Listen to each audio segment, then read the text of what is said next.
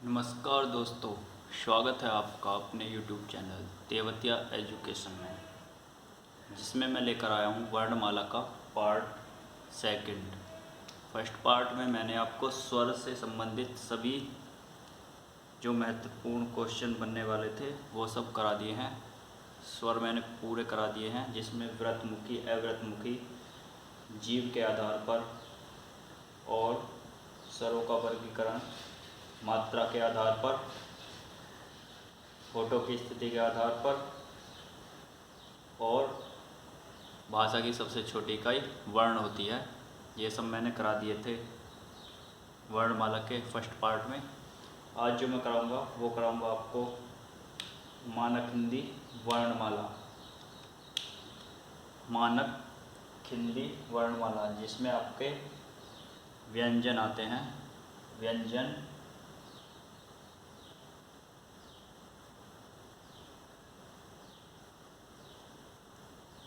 जिनकी संख्या होती है 33।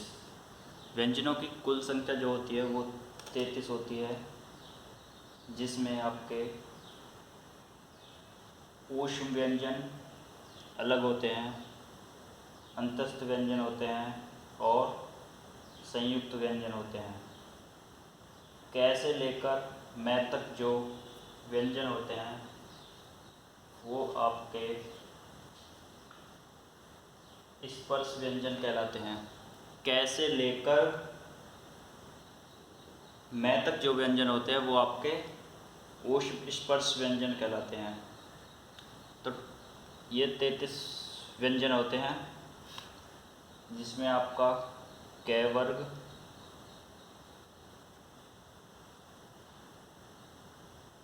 चै वर्ग, टै वर्ग, तै वर्ग, पै वर्ग।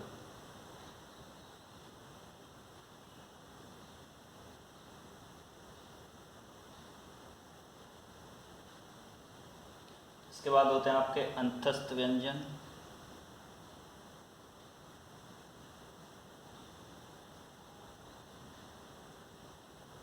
अंतस्थ, फिर होते हैं आपके ऊष्म और उसके बाद आते हैं आपके संयुक्त व्यंजन।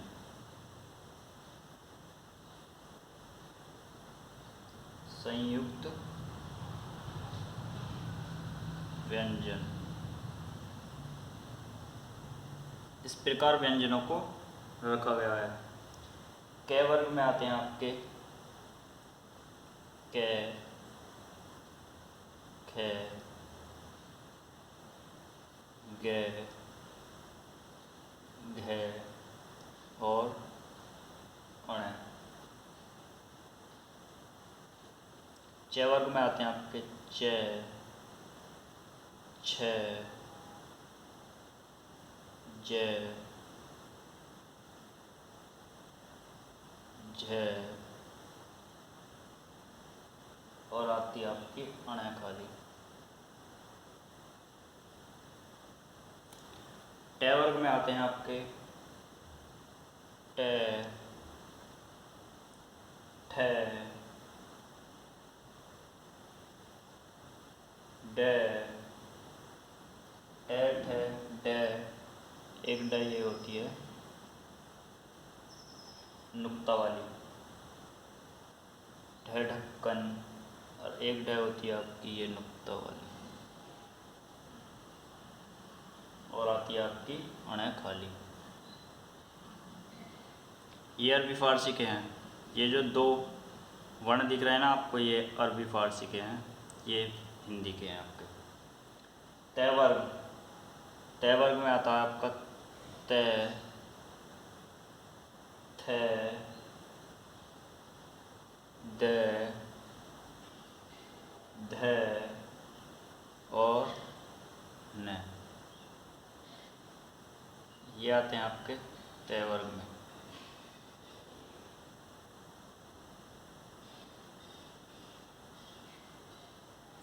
अब आता है आपका पै वर्ग। पै वर्ग में आते हैं आपके पै, फै, बै, भै और मैं। ये तो हो गए आपके 25 व्यंजन। 1 2 3 4 5, पाँचे पाँचे 25। ये सारे के सारे जो होते हैं आपके, वो होते हैं आपके कैसे, मैं तक, ऊष्म, स्पर्श व्यंजन, स्पर्श व्यंजन। ये 25 के 25 व्यंजन होते हैं आपके स्पर्श व्यंजन। अब आते हैं आपके अंतस्थ व्यंजन। अंतस्थ व्यंजन में आते हैं आपके य, रै, लै और व। य, रै, लै, व जो होते हैं आपके होते हैं अंतस्थ व्यंजन। अब आते हैं आपके ऊष्म व्यंजन। ऊष्म व्यंजन में आता है आपका स, से षटकोण वाला, फिर छोटा स और फिर आपका है हल। अब आते हैं आपके संयुक्त व्यंजन। संयुक्त व्यंजन में भी आते हैं आपके 4, जिसमें आता है आपका 6, त्रै, ज्ञानी और आपका आता है श्रय।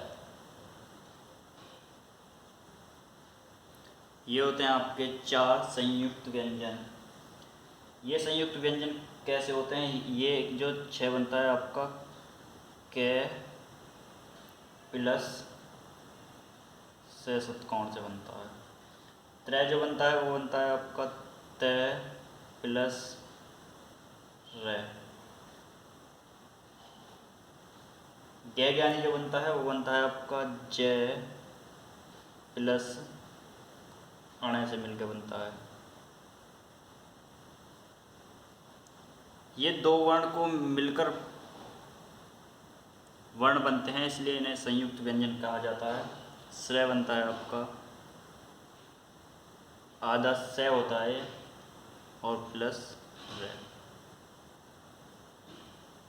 तो ये 4 संयुक्त व्यंजन होते हैं, 4 आपके ऊष्म व्यंजन होते हैं, 4 अंतस्थ होते हैं। तो इस प्रकार आपकी वर्णमाला को तैयार किया जाता है। इसके बाद इनको कंठ के आधार पर, तालु के आधार पर, मूर्धा के आधार पर और होठों की स्थिति के आधार पर और दंत यानी कि दांतों की स्थिति के आधार पर बांटा गया है, जो कि क्वेश्चन से बनता है कि कौन सा वर्ण कंठ से बोला जाता है, कौन सा वर्ण दांत से बोला जाता है और कौन सा वर्ण होठ से बोला जाता है। तो अब आगे चलते हैं, इनको बांटते हैं, इनको कैसे कैसे बांटा गया है।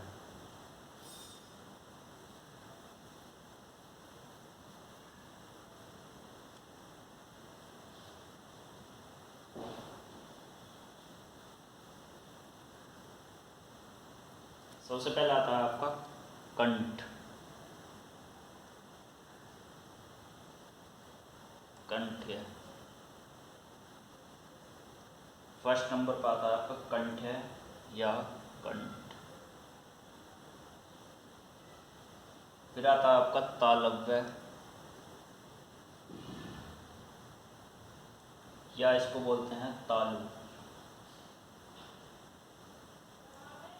तालु या इसको बोलते हैं तालु।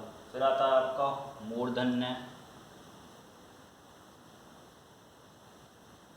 मूर्धन्य या इसको बोलते हैं मूर्धा।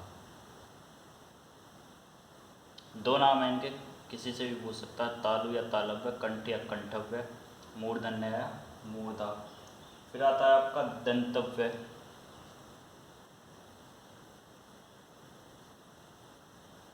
यह आपका आता है दंत्य या दांत। फिर आता है आपका लास्ट में ओष्ठव्य।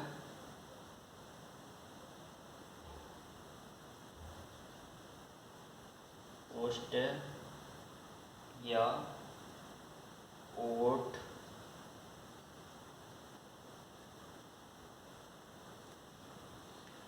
इस प्रकार इनको बांटा गया है।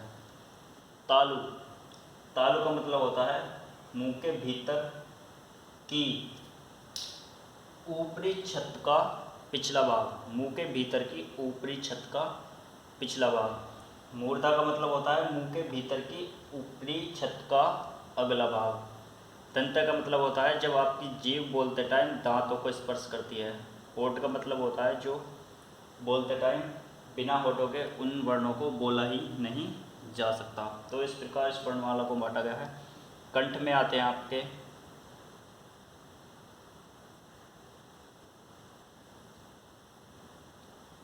क,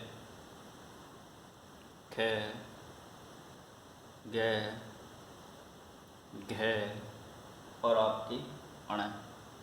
क, ख, घ और आपकी अण, जिसे बोलते हैं आप अण खाली। तालु में आता है आपका च, छ, ज, झ और अण। च, छ, ज, झ और अण। मूर्धा में आता है आपका ट, ठ, ड, ढ और अण। ट, ठ, ड, ढ और अण खाली।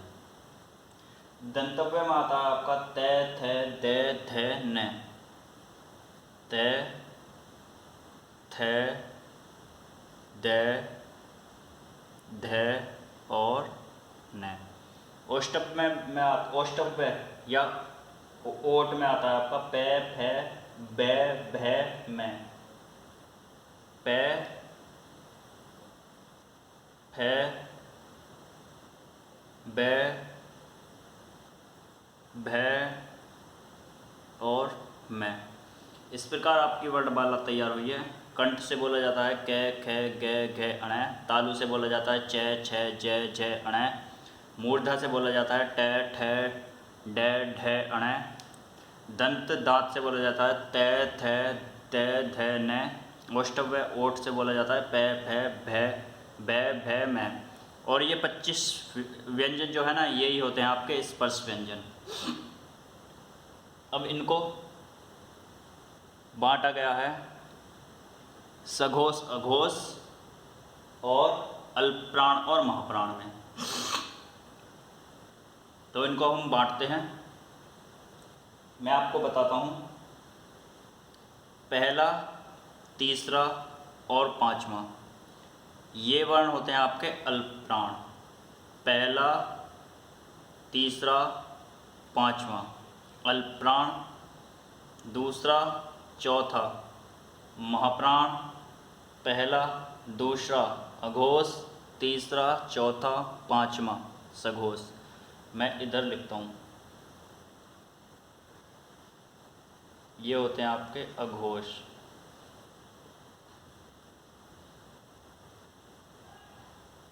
और ये होते हैं आपके सघोष।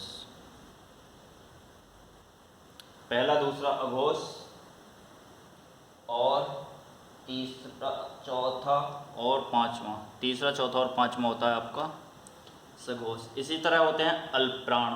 पहला अल्पप्राण,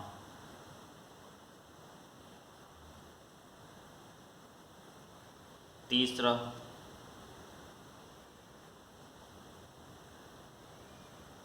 अल्पप्राण और पांचवा।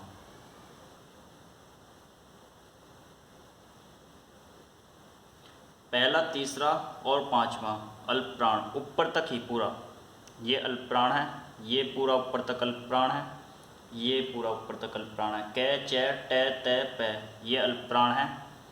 ग, ज, अण, द, ब ये अल्पप्राण है। ड, अण, अण, न, म ये अल्पप्राण है। ये होते हैं आपके महाप्राण। महाप्राण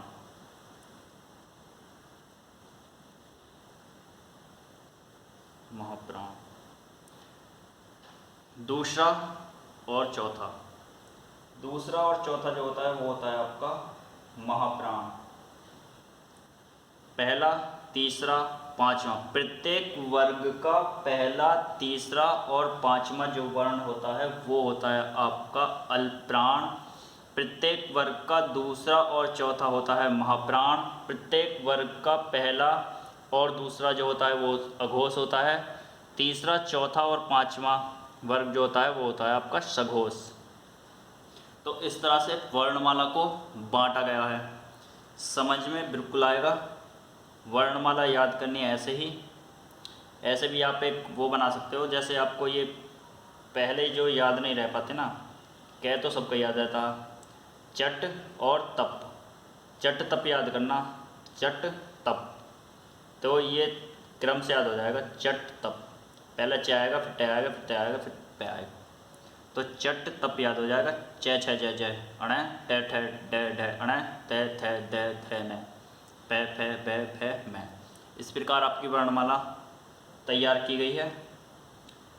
कंठ से क वर्ग, तालु से च वर्ग, मूर्धा से ट वर्ग, दंत से त वर्ग, ओष्ठव्य से प वर्ग। पहला, तीसरा, पांचवा अल्पप्राण, पहला, तीसरा, पांचवा। प्रत्येक वर्ग का पहला, तीसरा, पांचवा वर्ण अल्पप्राण और दूसरा, चौथा महाप्राण। प्रत्येक वर्ग का पहला, तीसरा, पांचवा वर्ण अल्पप्राण और दूसरा और चौथा महाप्राण। इसी तरह से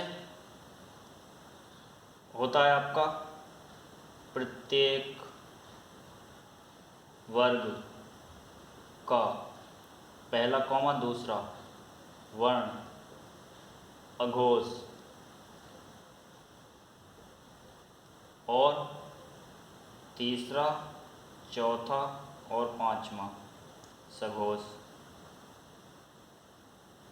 इस तरह से वर्णमाला बांटी गई है। प्रत्येक वर्ग का पहला, दूसरा वर्ण अघोष, तीसरा, चौथा, पांचवा सघोष। सभी स्वर सघोष होते हैं, ये बात भी आपको याद रखनी है। सभी स्वर जो होते हैं वो सघोष होते हैं। इससे आगे अब वर्णमाला को हम बढ़ाते हैं। वैसे वर्णमाला को अब आगे बढ़ाएंगे, इसको साफ कर देते हैं।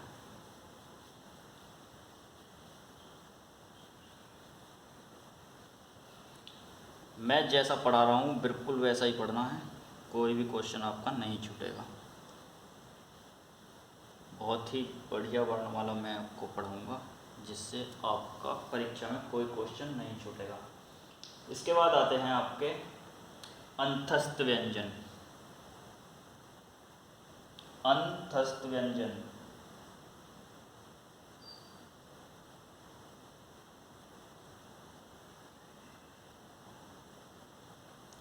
अंतस्थ व्यंजन होते हैं य, र, ल और व। ये चार जो व्यंजन होते हैं ये होते हैं अंतस्थ व्यंजन। इन्हें अर्ध स्वर भी कहा जाता है। इन व्यंजनों को अर्ध स्वर भी कहा जाता है, जिसमें आपके आते हैं अर्ध स्वर में आते हैं आपके अर्ध स्वर में आते हैं आपके य और व, य और व। ये ना तो पूर्ण तरह से व्यंजन हैं और ना ही ये पूर्ण तरह से स्वर हैं। ये कभी कभी स्वर की तरह प्रयोग होते हैं और कभी कभी व्यंजन की तरह। तो ये होते हैं आपके अर्ध स्वर। क्वेश्चन आता है कि अर्ध स्वर कौन सा वर्ण है। अगला जो होता है आपका रे। रे जो होता है वो होता है आपका लुंठित स्वर। लुंठित स्वर, ये लुंठित स्वर होता है आपका रे। लुंठित स्वर क्यों होता है? जब रे को आप बोलते हो ना तो जीभ तालु से लुढ़क कर स्पर्श करती है। रे रे, जीभ जो है गोलाकार हो जाती है, लुंडित यानी कि राउंड की तरह होती है, इसीलिए रे को लुंडित स्वर या व्यंजन कहा जाता है। फिर आता है आपका पार्श्विक। पार्श्विक जो होता है वो होता है आपका, पार्श्विक जो होता है वो होता है आपका लय, बचा है लय। पार्श्विक ये होता है लय। लय को बोलते टाइम जो वायु होती है वो जीव के बगल से निकल जाती है, इसलिए इसे पार्श्विक व्यंजन कहा जाता है। अब आते हैं आपके ऊष्म संघर्षी। ऊष्म संघर्षी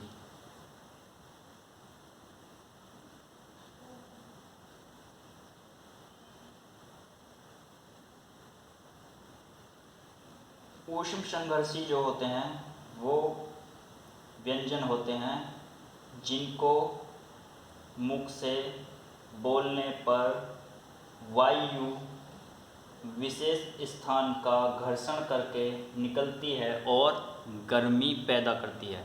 यानी कि कहने का मतलब सीधा सीधा यह है, जब इन व्यंजनों को बोला जाता है तो मुंह से अधिक वायु निकलती है और मुंह में घर्षण पैदा करती है, यानी कि गर्मी पैदा करती है। ये जो होते हैं आपके, एक तो होता है आपका इसमें से और है, ये होते हैं आपके से और है। इन व्यंजनों के बोलने का स्थान भी मैं आपको लिखाऊंगा कि ये व्यंजन क्या है। ये जो सारे व्यंजन हैं आपके, ये हैं आपके सघोष और अल्प प्राण। ये जो है वो सघोष हैं और अल्प प्राण हैं। से और है, से है जो होते हैं, से आपका बोला जाता है तालु से, ये वाला से बोला जाता है मूर्धा से, ये वाला से बोला जाता है मसूड़ा यानी कि दंत मूल से,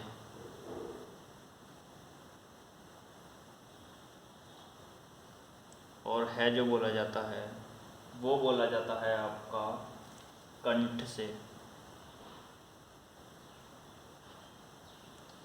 से है, से बड़ा से बोला जाता है तालु से, षष्ठकोण बोला जाता है मूर्धा से, छोटा से बोला जाता है दंत मूल मसूड़े से, है बोला जाता है कंठ से, कंठ के भीतरी भाग से।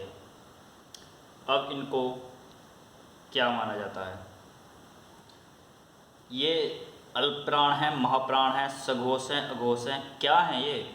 तो इनको बांटा गया है आपके जो ये होते हैं ना से और से, तीनों से यानी कि ये तीनों आपके, ये तीनों से होते हैं आपके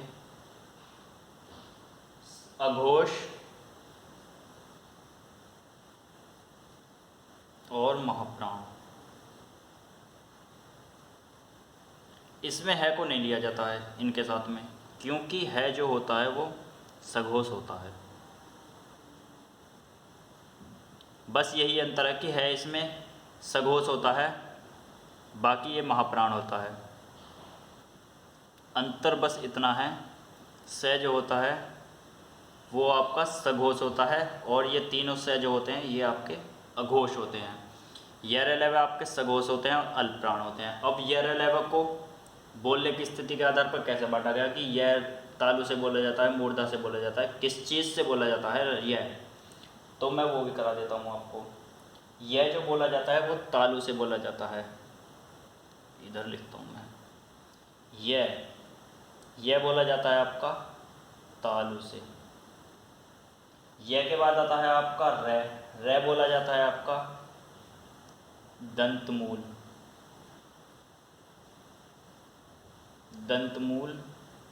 या मसूड़ा। दंतमूल या मसूड़ा से बोला जाता है आपका रे। फिर आता है आपका ले। ले बोला जाता है, ले जो बोला जाता है वो भी दंतमूल मसूड़े से ही बोला जाता है, यानी कि ये दोनों एक ही स्थान से बोले जाते हैं, दंतमूल और मसूड़ा। मसूड़ा। अब यह रह ले, अब बचा आपका वह। वह बोला जाता है, वो आपका बोला जाता है निचले होठ से। निचले होठ से। निचले होठ का मतलब है कि दंत ओष्ठ, ऊपर के दांत प्लस निचला होठ, यानी कि ऊपर के दांत, ये जो बोला जाता है ऊपर के दांत प्लस निचला होठ, वह जो बोला जाता है ऊपर के दांत और निचला होठ से बोला जाता है। इस प्रकार आपकी वर्णमाला तैयार होती है। आज की क्लास को यहीं समाप्त करते हैं। अगली क्लास में इससे आगे का बचा हुआ कराया जाएगा, जिसमें अरबी फारसी के कुछ वर्ण हैं जो हमारी हिंदी में आए हुए हैं। अगर आपको हमारी वीडियो अच्छी लगे तो वीडियो को लाइक, शेयर और हमारे चैनल को सब्सक्राइब करना। आज की क्लास को यहीं समाप्त करते हैं।